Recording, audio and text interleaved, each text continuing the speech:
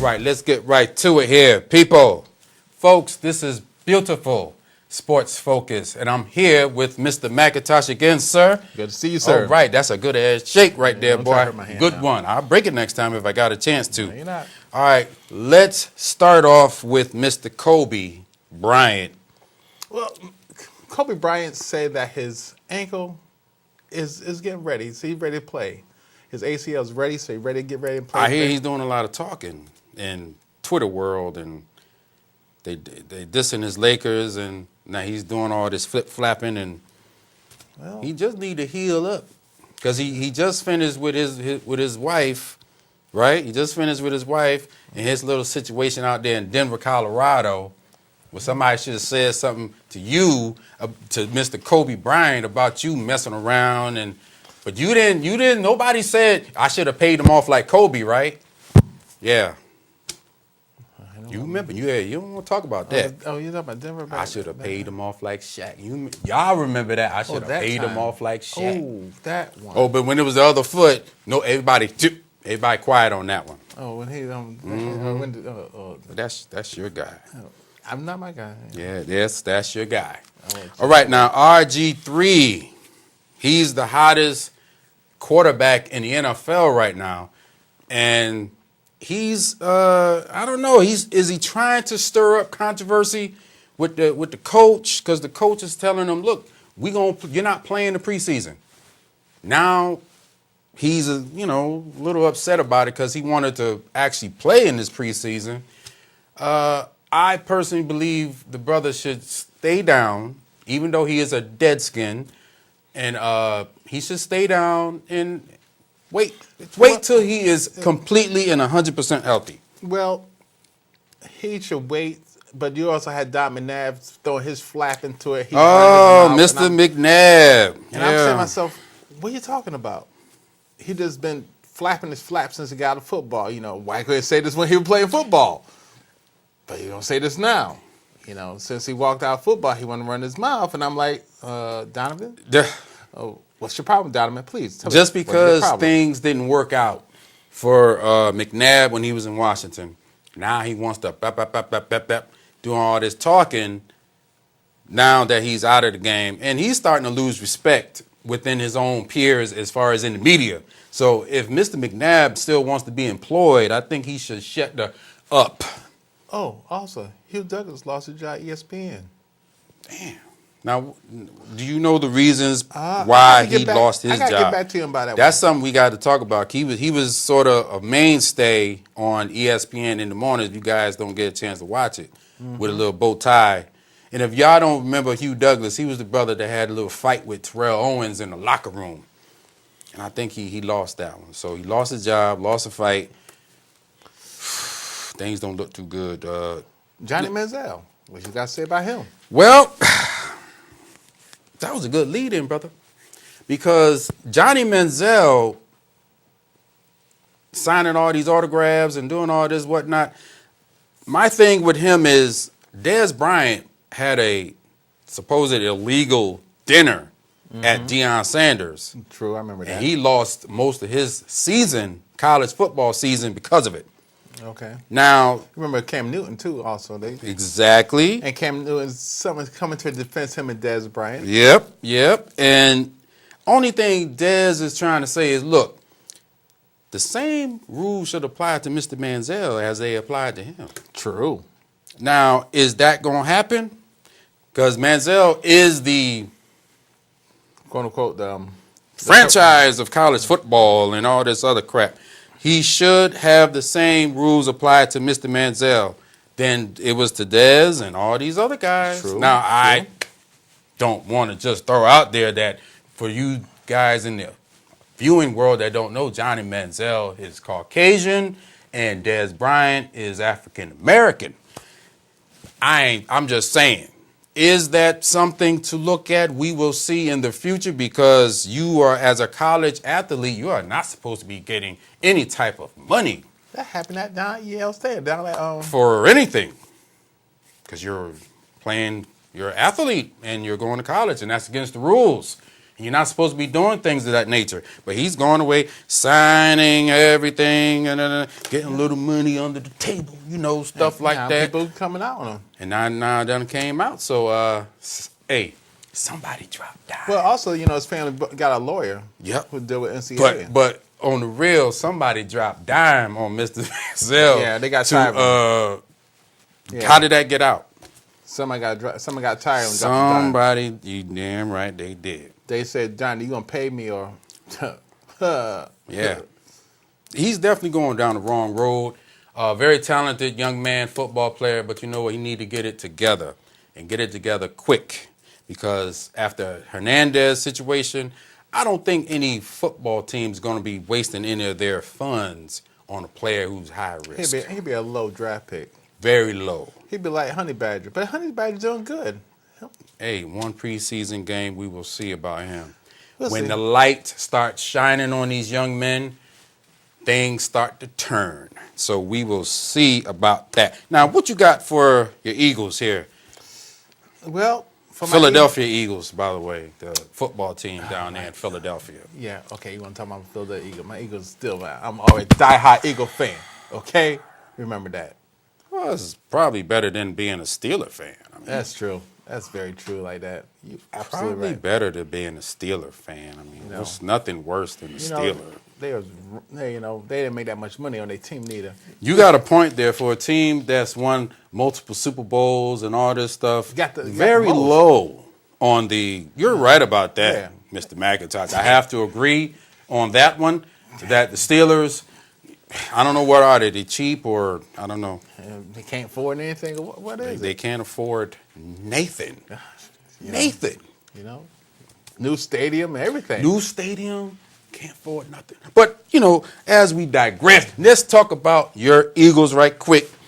Well, I was looking at one of the draft pick they had, Joyner Partner. He came from the Pac-12. He was top interception thing, 2-year running, All-American, and he dropped the 7th round pick. The Steelers did lose to the Giants in their preseason game, just to let everyone know. I mean, really? They was in Pittsburgh, by the way, and they lost. I don't even think they scored a touchdown. So at least the Eagles got scored a touchdown. At least the Eagles put up multiple points. We lost against Patriots. The Eagles did lose to the Patriots, by the way. My team, the Cowboys, did lose to the Raiders, but it's preseason. But the Steelers, the crux of the NFL with the multiple, and they lost. How you like me now? I'm enjoying this. Yes. But anyway, the things ain't going too great for the Steel. No, they're getting old. And they're getting old, yes, sir. And the Eagles. Well, we got to see what happened. We got to see what's up with the Eagles, who are far superior than the Steelers. They're far superior than the Packers, too, I must say. Because the Packers didn't even score any points whatsoever in their preseason game. They didn't show nothing? No, they did not. So, hey. Oh, well, let me just say one thing about my Dallas Cowboys right quick. There's not much. They did move their headquarters to Frisco, Texas. The town is paying $115 million to have the Cowboys back in Texas, at Frisco rather, instead of Irving, Texas. That's where their headquarters is at. They moved it to Frisco. Cowboys are not paying anything. This is all the city of Frisco and all that. The high school is going to be playing there. And once again, Jerry Jones, the pimp Jones, is making moves. He is. He's making money. He's making money. Not much success, I might add, on the field. But off the field, the dude's a pimp. I just got to play it like it is. A pimp. He's still, how can you have a 500 team and still in the news and still doing things of that nature? But that's Jerry Jones, and that's it for what I got to say about the Cowboys. And I ain't even gonna talk about that loss because this is my show, and I don't have to talk about it if I don't want to. All right, this is a good lead into this right here. Coming in the few, we're gonna have our fantasy football mock draft Stay tuned. I will let you know when that's going down because that's going to be pretty good. All you fantasy people, I'm going to take care of you.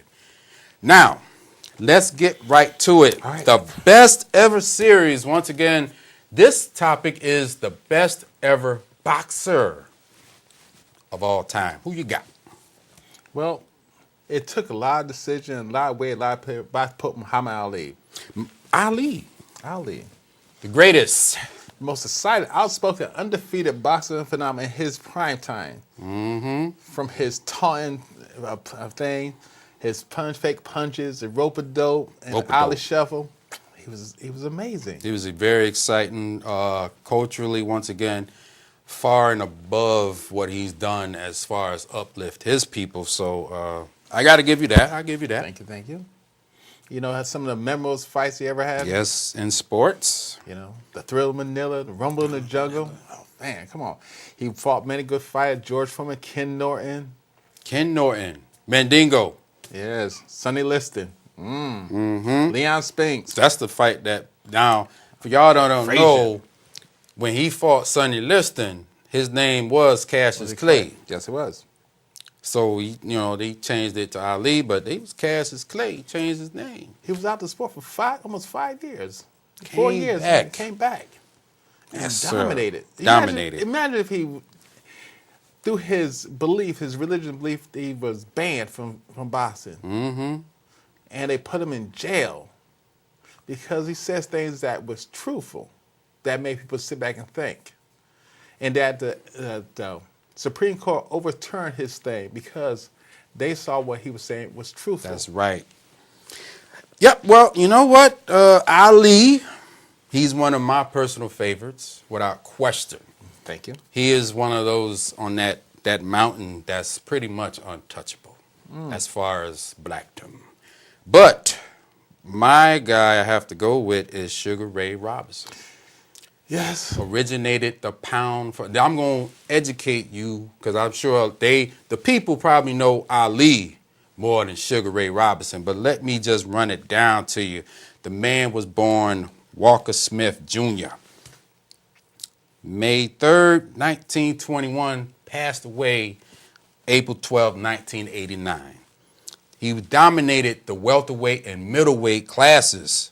Hall of Fame inductee in 1990. Now get this.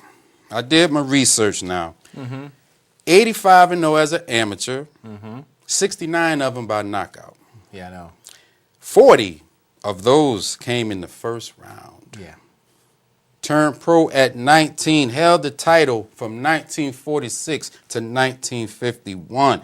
The man from 1943 to 1951 went on a 91 unbeaten streak. Yes, he did. 91. Let me say that again. He went on a 91 fight unbeaten streak. I know Ali is great. I know he's all that. But you know what? To me, Sugar Ray Robinson is like Wilt Chamberlain. The numbers do not lie. 200 total fights, 173 victories, 108 by knockout. Now, this is the thing that got me the most. I understand back in those days, they really didn't know about concussions and really wasn't on their health, as far as the fighter. But in 1941, Sugar Ray Robinson had 19 fights in 1 year. Yeah, I did. Yeah, I see that. I saw that. I checked that out. 19 fights in 1 year. Where now you have, who's the top boxer of today? Mayweather. If he's not locked up, he's fighting once. I don't mean to diss you, Mayweather. I don't want you saying that. But, I mean, that's just to put it like that. By far, I must say that Sugar Ray Robinson, greatest fighter of all time. And I dominated that debate without question. Mr. McIntosh, thank you very much, sir. You took that defeat like a man. And you took that defeat like the Steelers and Packers lost this weekend. Folks, that's all I got for you. And I am out of here. Peace.